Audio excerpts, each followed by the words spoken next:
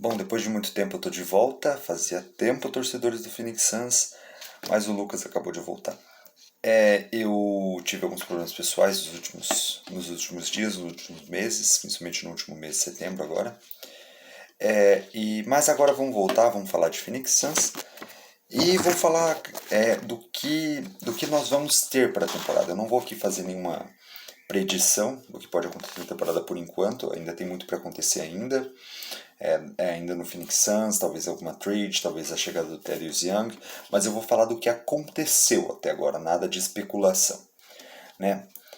Primeiramente eu vou falar dos que deixaram o Phoenix Suns, que foram o Langston Galloway e o Etuan Moore. Esses dois jogadores não fazem mais parte do Phoenix Suns.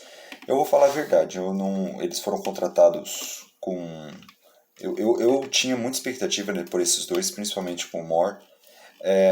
Acabou não dando tão certo, eles fizeram bons jogos sim, só que eram muito inconsistentes. Eu acho que não vai fazer falta no time do Phoenix Suns. Como nós acabamos tendo algumas peças muito interessantes, quando nossa rotação ficou mais enxuta, eles acabaram perdendo um pouco de espaço. O que talvez tenha... O que faltou para o Moore talvez seja um pouco mais de armação, o que faltou para o Galloway, consistência no ataque e defesa. A defesa do Galloway não é boa, né? E eles vão deixar o Phoenix Suns. Jogadores que chegaram e que eu já conversei, que eu já falei sobre eles, já veio o Magui, mas vou falar um pouquinho de novo, assim, um pouquinho sobre ele. Foi para as Olimpíadas, fez boa Olimpíada, não jogou bem em Denver, não jogou bem na temporada passada inteira, na verdade, até porque ele foi para Cleveland, nada a ver essa contratação de Cleveland. Mas é assim, apesar da temporada ruim na passada, a gente sabe do quão bom ele vai fazer todas as coisas pequenas para o Suns ganhar e finalmente vamos ter presença no garrafão. Faltou muito isso nas finais, a gente poderia ter sido campeão, faltou por pouco se a gente tivesse essa peça. E é uma coisa que eu frisei algumas vezes antes da trade deadline, que a gente não tinha essa peça que precisava buscar. Infelizmente não aconteceu. O Elfrid Payton, ele é para... A gente sentiu falta muito por conta das vezes de algumas lesões do Chris Paul, que a gente não tinha um armador reserva, né, para ele. O Cameron Payne às vezes também se lesionou por um bom tempo, temporada passada, e a gente acabou ficando com o Etuan Moore, que não é um armador. Mas agora temos esse terceiro armador, que é o Elfrid Payton. Para terceiro armador, ele é ideal para essa situação. Eu acho que ele ainda pode jogar bem no Suns. Acho que ele pode até encontrar seu espaço na rotação, mas não acredito que ele receba minutos em playoff, né? Eu já vou adiantando que o Suns vai para os playoffs esse ano de novo. Kaminsky, ele reassinou com o Suns. Achei interessante. O Kaminsky é mais para fazer o papel daquele jogador que entra quando o time precisa, quando alguém se machuca, ele está ali para entrar. Também não vai ganhar minuto na rotação, não acredito nisso. Não sei que aconteça alguma coisa que ele fique muito bom do nada.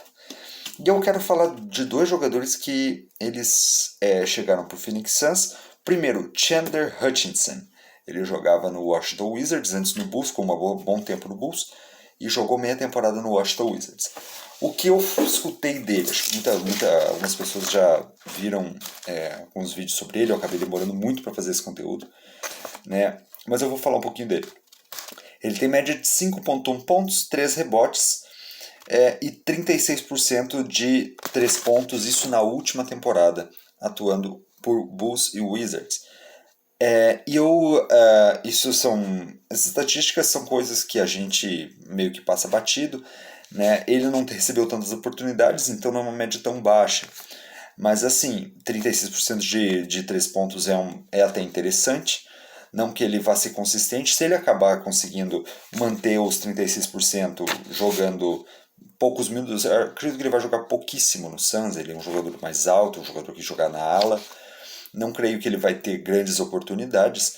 Talvez quando um Cameron Johnson não esteja disponível, quando o Jay Crowder não está disponível, talvez ele receba ali alguns minutos, mas não muito. Ou talvez o Michael Bridges, mas o Michael Bridges joga todo o jogo, né? Então a ausência dele não é problema, né? E o que eu vi sobre ele em alguns conteúdos que torcedores não, que páginas do Wizards lá de Washington mesmo escreveram. Ele não tem um chute bom muito perto da cesta, ele tem 41% perto da cesta, ou seja, não é um jogador que vai cortar para dentro, não vai fazer nada do mid-range, então esse é um problema dele. Ofensivamente, não falam. Então ele acaba atrapalhando a eficiência geral dele. Então, inclusive, eu vi ali que a defesa dele não é suficiente para para ajudar nessa questão da falta de eficiência dele perto da cesta, o que deixa o time tendo uma eficiência menor quando ele está em quadra. Isso é um pouco preocupante, mas vamos frisar, ele é um two-way, ele é para pegar a vaga do Ty-Shon Alexander, acabei esquecendo que deixou o Suns também, mas esse aí a gente nem lembra também. Então, para essa vaga, eu acho que é um jogador que pode dar muito certo, sim. Precisar preencher, vai que ele ganha alguns minutos, vai que ele é melhor em alguma área e possa entregar a linha e possa integrar o elenco do Phoenix Suns de uma forma um pouco mais definitiva. Então, é uma aposta interessante do Suns, não há nada a criticar aqui. E outra coisa que não tem nada a criticar e que é interessante a gente mencionar aqui, o Suns assinou com o Chasson Randle apenas por training camp. Ele é uma história interessante. Ele foi campeão da D-League no último ano e acabou ganhando um contrato com o Orlando Magic para jogar as últimas partidas ali da temporada. E foi até um pouco interessante, porque ele recebeu muitos minutos, ele recebeu muito a bola, porque é uma aposta do Orlando Magic, o cara foi muito bem na D-League. Então vamos trazer ele, vamos ver se ele dá certo na NBA. Mas foi um pouco decepcionante na minha visão. Por quê? Eu vou olhar um pouco mais as estatísticas, porque obviamente é muito complicado você... Eu vi conteúdos ali dele falando que ele até foi um pouco ineficiente, né? Isso é preocupante, né? Mas é só pro training camp, então tá tranquilo. Vamos lá, o que ele fez. 6,5 pontos, não é tão ruim. Ele recebeu ali, é reserva, né? Mas recebeu alguns minutos interessantes. 33% de 3 pontos, muito baixo. E mais baixo ainda, 38% de field goal. Tá, Lucas, mas tem jogador que vai muito menos e que vale muito mais, que joga bem pelo time e tal.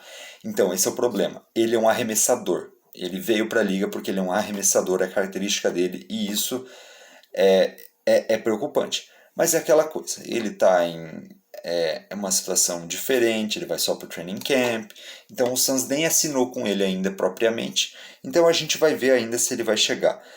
Mas se ele impressionar no training camp, mas se bem que o Abdon Nader também sempre impressiona os treinos do Monty Williams, não tenho muita coisa contra o Abdon Nader, acho até um jogador interessante, mas eu achei o absurdo ele ter entrado do nada nas finais.